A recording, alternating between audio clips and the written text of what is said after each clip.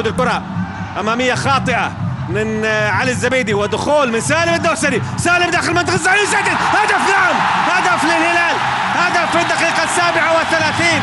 سالم الدري يقتنص الهفوة الوحيدة اللي كانت من الناحية اليمنى الاتفاقية من علي الزبيدي اللي مدحنا فيه كثيرا في شوط المباراة الأول بالرغم من اللي قدمه، ولكن هناك كانت الهفوة الوحيدة والكرة الممررة الخاطئة بين علي الزبيدي وبين أحمد المبارك اللي اقتنصها تماما سالم الدوسري، ويأتي بالتسديد في زاوية أرضية صعبة على يسار فايز بيعي، حاسبها صح كان ايضا سالم الدوسري، ويضعها ارضيه ممتازه تصطدم في القائم وتسجل في المرمى. هدف اول لصالح الهلال. هذه عاده جميله جدا من سالم الدوسري، سالم اللي بالفعل يقدم خلال عودته من الاصابه او بعد عودته من الاصابه يقدم من الناحيه العدديه، من ناحيه الضعف ايضا التغطيه الدفاعيه، والكره ملعوبه في الامام والسالم الدوسري يحاول لكن معها ماجد المرشدي، كره مقطوعه لصالح الاتفاق، ملعوبه عرضيه تصطدم والكره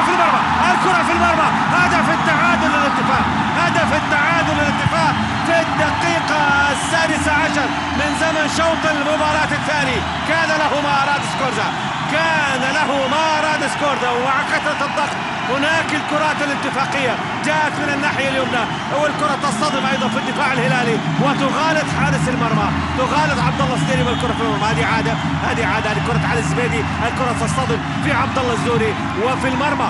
هذا علي الزبيدي وهو من كان عليه لوما في هدف الهلال في شوط المباراه الاول، المدافع الاتفاقي علي الزبيدي. هنا تاتي الكره من علي الزبيدي نفسه يسدد والكرة تصطدم في عبد الله الزوري وتخادع ايضا حارس المرمى.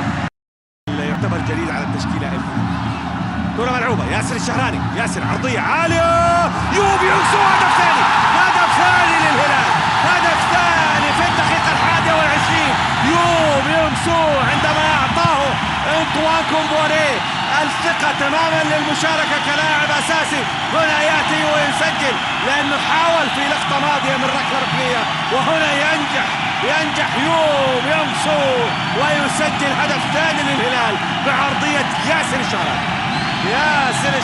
هذه عادة ياسر هو من عدل الكرة لسالم الدوسري في شوط المباراة الأول وسجل منها هدف الهلال الأول، هو من عدل الكرة في شوط المباراة الثاني وسجل منها يوب يمسو في الدقيقة 21.